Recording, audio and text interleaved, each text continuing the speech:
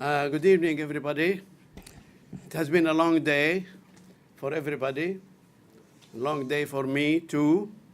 I'm the last speaker. And to add to this, it's now, according to my watch, it's my bedtime, past my bedtime. So I hope to be able to continue. But I will continue even if I run over time, because we are late anyway.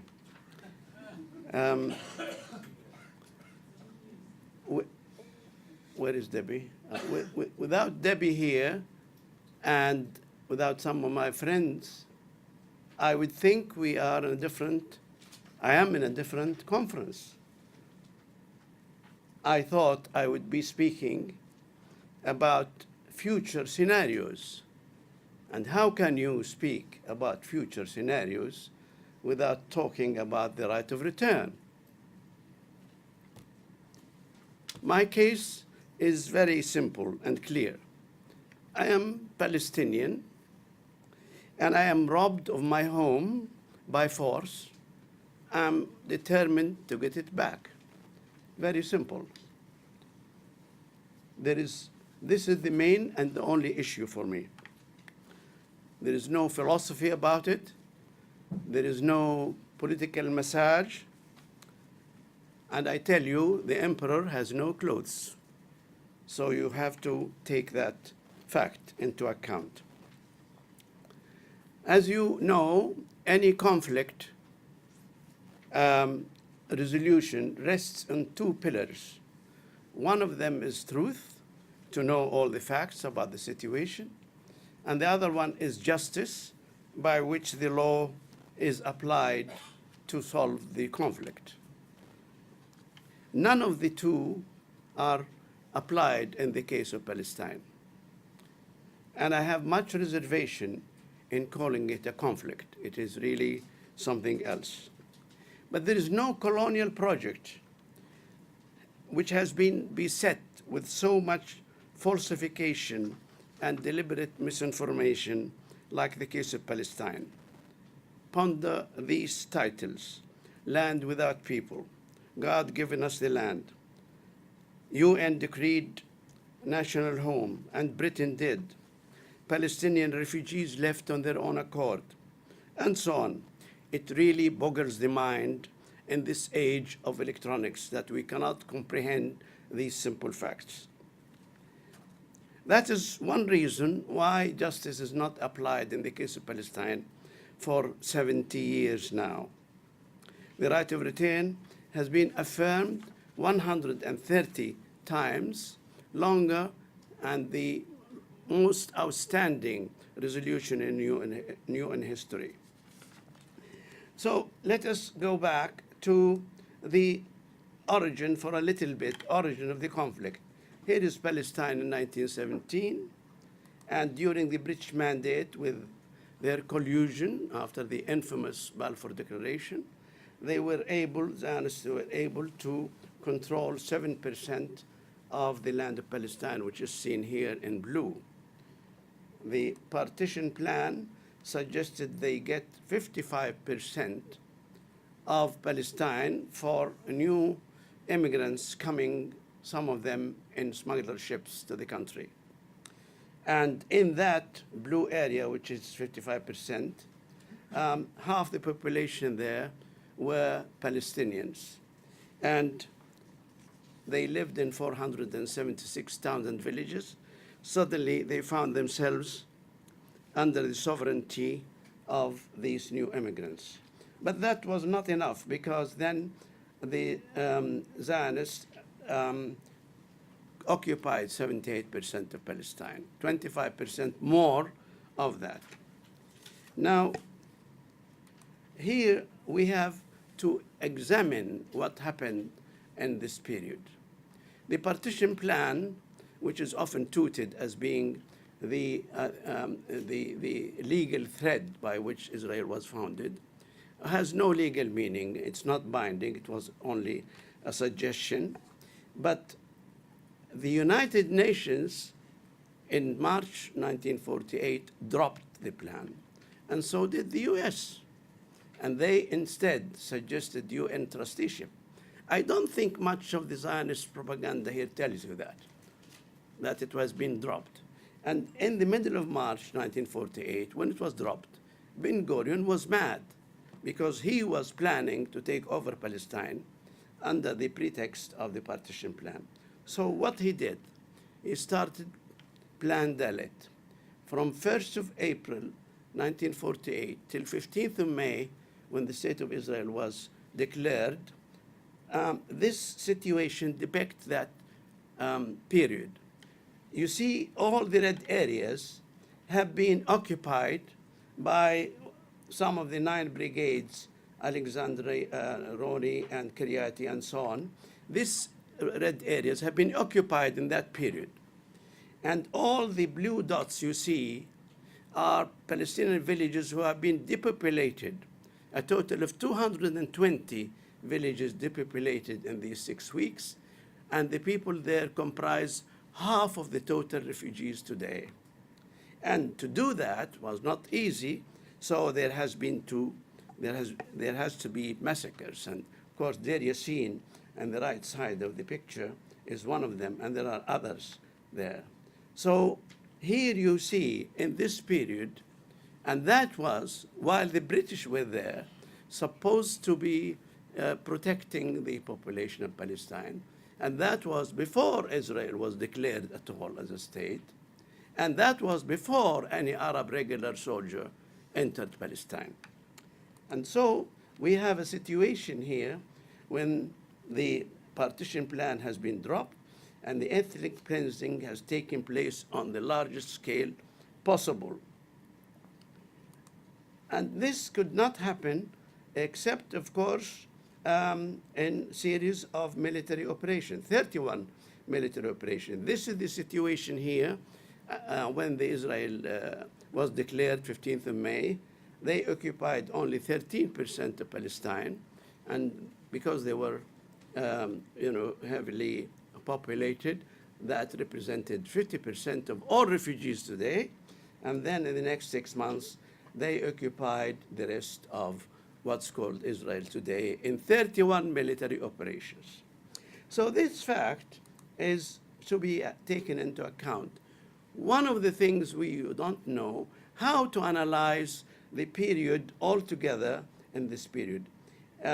This shows you the population of the villages depopulated until 15th May 1948. What do you see there? You see in the total number there, it represents the total number, half of the all refugees. But after that, the military operations continued, and at the bottom you see the villages which have been depopulated. These red dots indicate the massacres which have taken in that time. The blue areas are the military operations, 31 military operations. And the yellow area is the truce, the first and second truce. What do you notice about this? You notice something startling. First of all, when the truce was there, nobody left. And the population who left stayed there. And when the truce ended, they started expelling population. And then during the second truce, nobody. So the expulsion of people was associated exactly with the number of incidents of massacres and military operations of Israel. So the myth that Palestinians left on their own or in Arab order is a big lie. And I'm surprised that with so many scholars, they have not explained this simple case. And of course, here we have the case of Tantura. They were taken, the civilians were taken to dig trenches, and they were thrown in the trenches, and they were shot dead. And those surviving, like this case in Ramla in July 1948, they were taken to concentration camps and put into forced labor camps for almost 1 or 2 years. And the labor camps which have been, I have interviewed so many people who have been there, So the red dots are the ones visited by the Red Cross, and we published that anyway. And the black dots are another 17 concentration camps, which have been described by the survivors and located in these places. So here we have what we call a Nakba. All the red dots you have are villages, Palestinian villages, which were populated for thousands of years, and then they were depopulated, and so Palestine became empty in fulfillment of the old myth that Palestine is a land without people. They made it so by force. And then what happened to those people? They became refugees in what's left in Palestine and in the neighboring countries. So this is what we call a Nakba. But a Nakba is not a traffic accident. It is continuing until today. Here is Gaza. These red dots are the villages which have been depopulated from half of Palestine, and they were put in 8 refugee camps. But there is something to tell you more about that. The villages in southern Palestine, 247, they were completely ethnic cleansed, unlike in Galilee, some have been left. And they were completely ethnically cleansed with massacres in Bureir and in other places. Now, all those people in half of southern half of Palestine, 50%, have been put into large concentration camp called Gaza Strip with an area of 1.3%. So people who lived in 50% of Palestine are now pushed into 1.3% of Palestine. Not only that, as I will show, their land, which they are now, this minute, we are talking about today, the Friday, the young people are saying, my land is there, I cannot go there. All the settlers in the southern Palestine, the home of those people, do not exceed, in my estimation, at least 2018, more than 72,000 settlers. And they are less than one refugee camp in Gaza. In other words, if those settlers in southern Palestine go away, or we can put them in a refugee camp, they will not occupy more than one single refugee camp in Gaza.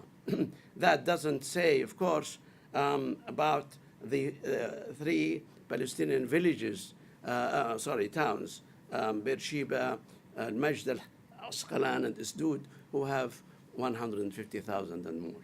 Anyway, so the people in Gaza have been suffering, expelled in 1948, and they are bombed in their exile, 2014, and they are killed on the barbed wire today.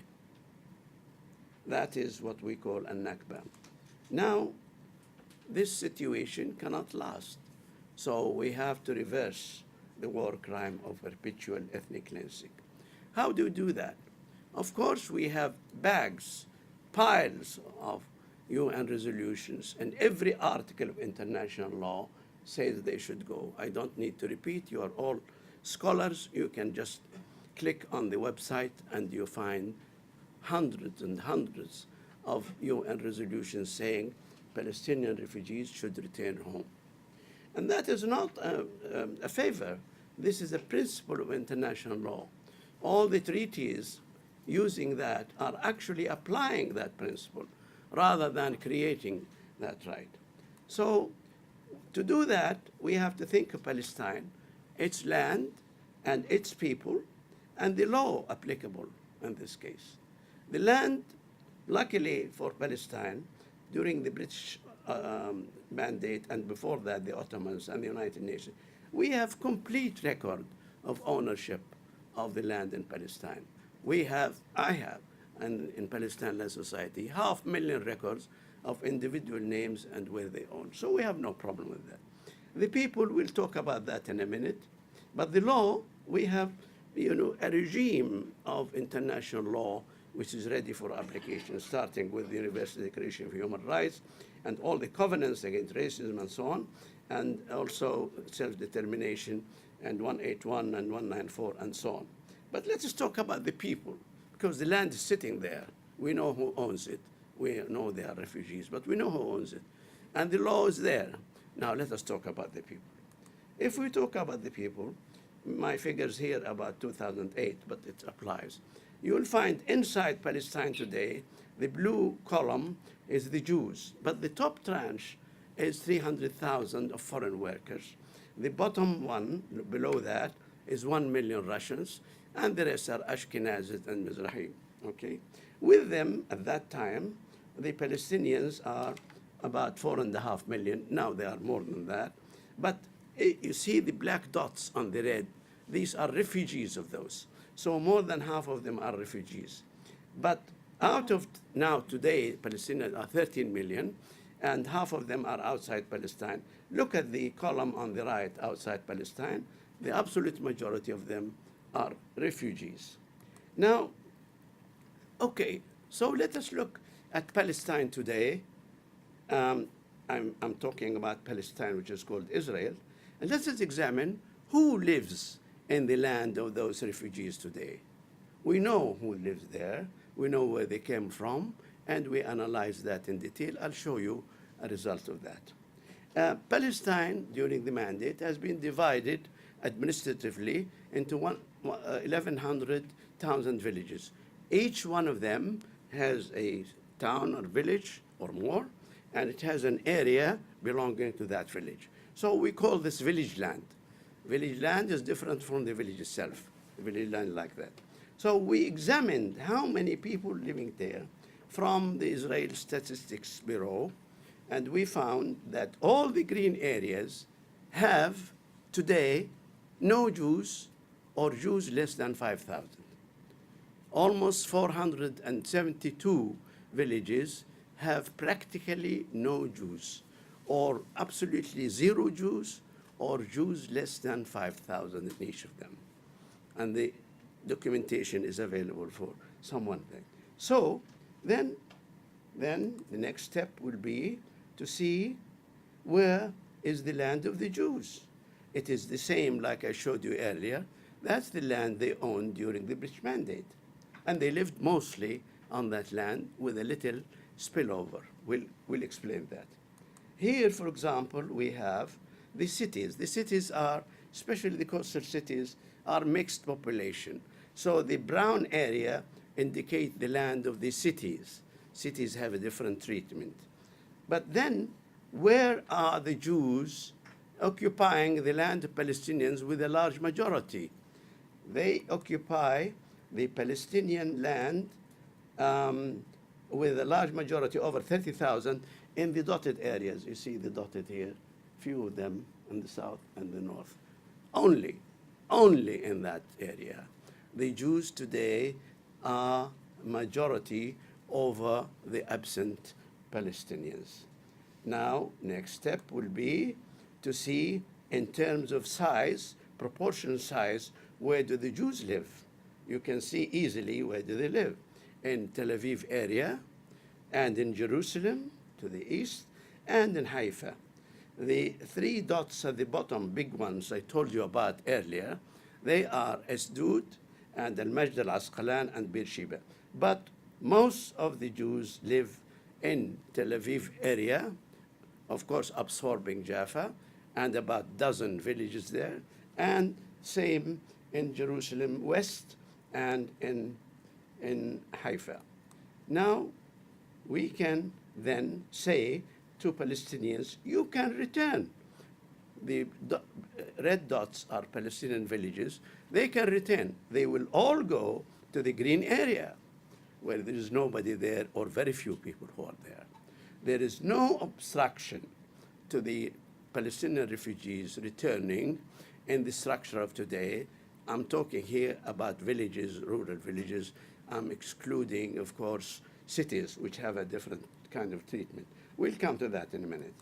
So actually, this is not a new invention. It's probably obscured from literature, deliberately or otherwise, by the Israelis. This map, this table, is done by Israel 2020. A big plan started in 1995 saying what Israel would look like in 2020. It's an Israeli document which shows that 88% of the land in Israel today is controlled by the army and by kibbutz and by, but the population centers here are less than 8% in 2020, and they are 5% in 1994. Spaces and centers. And the military, of course, occupies all that. So here we have what you all know, but you are afraid to say, Israel is a military base, basically with people in it. It's a huge military base. It's the largest military base from Paris to Peking. That's a fact. Now, we then should say, let us look again at Palestinian villages, and we see that these are Palestinian villages depopulated. The green section of the village are people who found refuge in Gaza, and the brown section of the circle are people who found refuge in West Bank and Jordan. So we can send them back to their villages. They don't need ships or airplanes. They can actually walk. It's within bus ride. We can repeat the same experiment for Galilee. And here there are already, in the purple dots, there are Palestinians already there. And if we bring the refugees back, they will add only a small thing. There are half the population in Galilee is Palestinian anyway, and those who come from Syria and Lebanon will hardly add to the whole picture. Now, this is the nice part, but the difficult part in the center, as I said before, around Tel Aviv and so on. What shall we do with that? Well, we can think. For example, we can create cantons. So we create canton Tel Aviv. I have added here in blue the settlement blocks of Jews today in Tel Aviv area. Now, I added also black areas. You can see them black, not here, shown here as being brown. I added this to connect the cantons. This canton actually contains a very large number, almost 3/4 of the Jews in Palestine, in Israel. And the rest of the areas, as I explained before, the dotted one are Jews living in Palestinian land, but the situation is much simpler. One thing I should add very quickly, that if you actually impose on that, the built-up area today, the built-up area, the expansion, urban expansion today, it does not cover more than these areas. In other words, the urban expansion today, I have to finish. I'll make coup d'etat. So they still in this area. And I'll hurry. The canton number 2 is in Haifa. It actually is the same, and we can bring the built-up area still on the same area. There is very few built-up area outside these cantons. Now, then we think of the villages. And here, this lovely scene, countryside scene from Google about what they call Israel idyllic or ideal countryside. This picture here conceals a war crime. Here, there is a grave of a village. This village is called Beit Jirja. It's destroyed. But the nature was on our side. You see, the texture of the landscape is still different because the debris of the building is still there. So what shall we do? Do we know Beit Jirja? Yes, we do. We scouted the world for aerial photographs and maps and so on, and we found Beit Jirja. Here's Beit Jirja. The green areas are the number of houses, and we know the names of the owners of these houses. We have a list of them and all of them. So we can then start thinking of how we can do the return journey for the refugees. Now, on the right side, the exile locations, exile camps, and on the right side, the villages. When we select one camp, this one is in Al-Bas in Lebanon, we know we know the people of that camp, where they come from. They come from the red villages here, and the a road leading to that. We can do another example, refugees in camp, Mizdar in Jordan. Here is the camp, here is the camp, and then we have these villages on the right side where people live there. I mean, they come from there, and then we actually created road system where you can go from the village, from the exile camp to the village, using the modern road system today. And average distance is no more than 60 kilometers, maximum 150 kilometers, and so on. We have another example for a camp in Gaza, Nusayrat camp. Here is the camp, and here are the villages where they come from, and we can lead them to go home. Okay, but they will go home to a deserted place, demolished houses, so we have to think of how we can rebuild these houses. The staging of the return is very straightforward. For example, out of 4.6 million, when the refugees from Gaza return, the number of refugees dropped to half. And then from Jordan, they dropped by 1 million. So actually, it can be done in about 4, 5, 6 stages in about 6 years, and it will be that. Now, we will bring them back to a deserted place.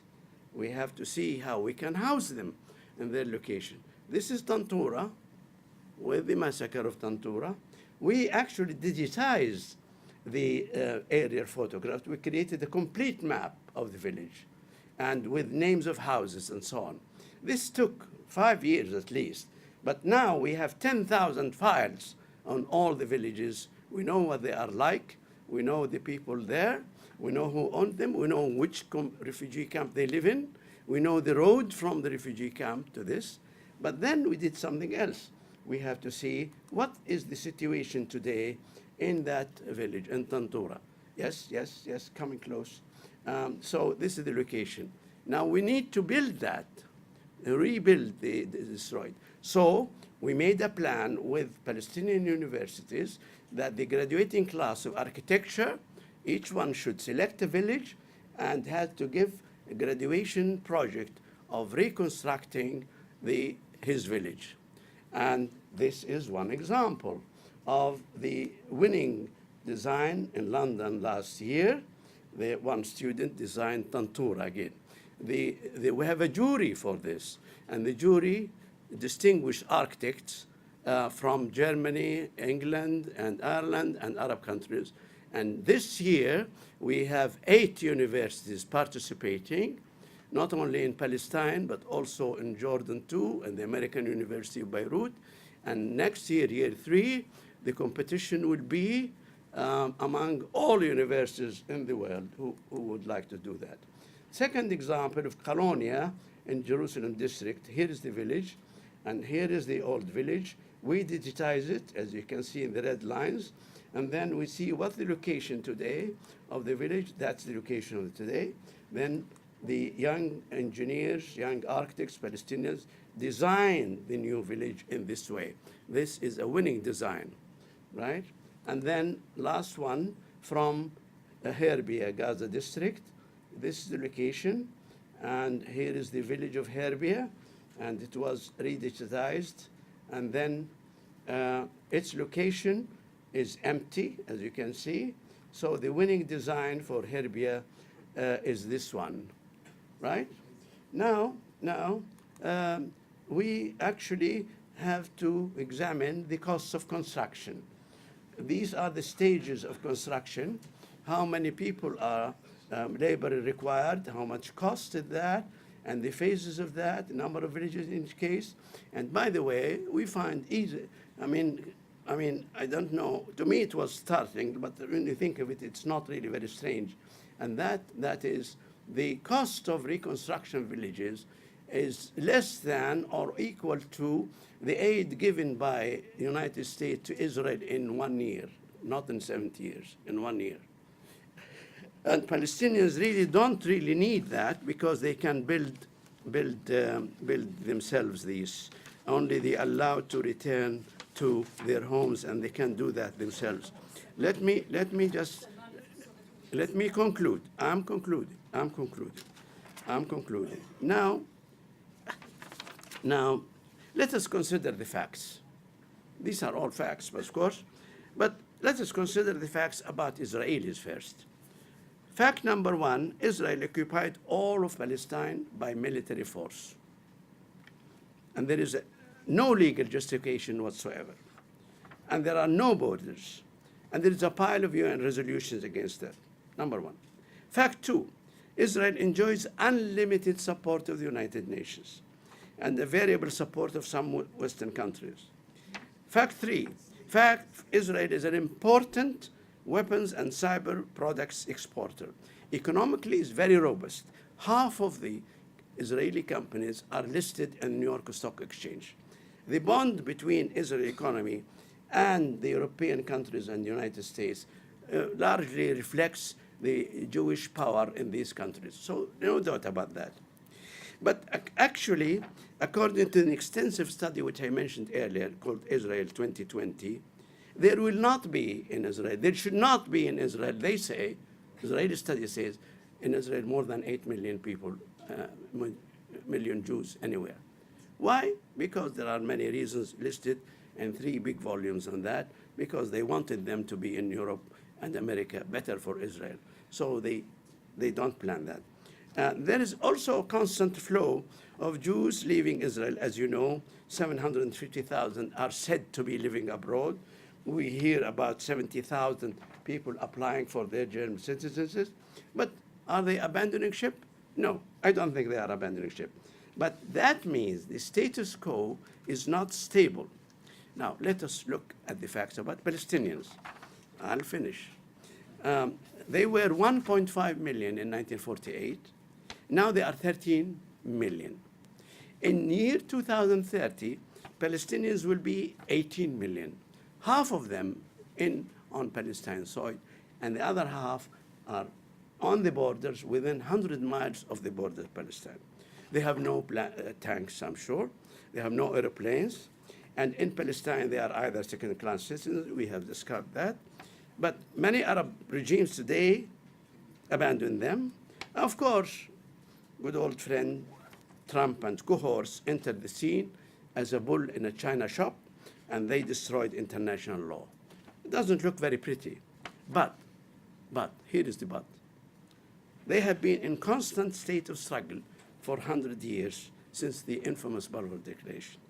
And they stood their ground for 6 major wars and hundreds of air, sea, and land Israeli attacks, mostly in refugee camps, if you notice all of them on that. They foiled 50 or 60 Western and Israeli so-called peace plans since 1949. All these plans are aimed to do one thing: let us resettle the Palestinians anywhere in the world except in their countries. But they have 170 UN members on their side, and the growing number of young people in the West actually on their side. And the third generation of refugees know where they come from. And now they are camping on the armistice line, watching their land this Friday and every Friday until as much as possible. So Ben-Gurion is wrong when he said the young will forget. They did not. But in the last 100 years, I want to remind you, more of you as scholars, I would like anyone to challenge me on this point. Not one oppressive regime survived in the last 100 years. Nazism, fascism, formal communism, European colonialism in all Asia, in all Africa, institutionalized discrimination, apartheid, all gone, except in Israel. And there are no moral or legal or geographic or demographic or economic or logistic reason why Palestinians cannot return. But the Israel racist and apartheid policy, and it must be abolished. And this is the job of every person in the world who have good conscience. Let us abolish that. Thank you very much.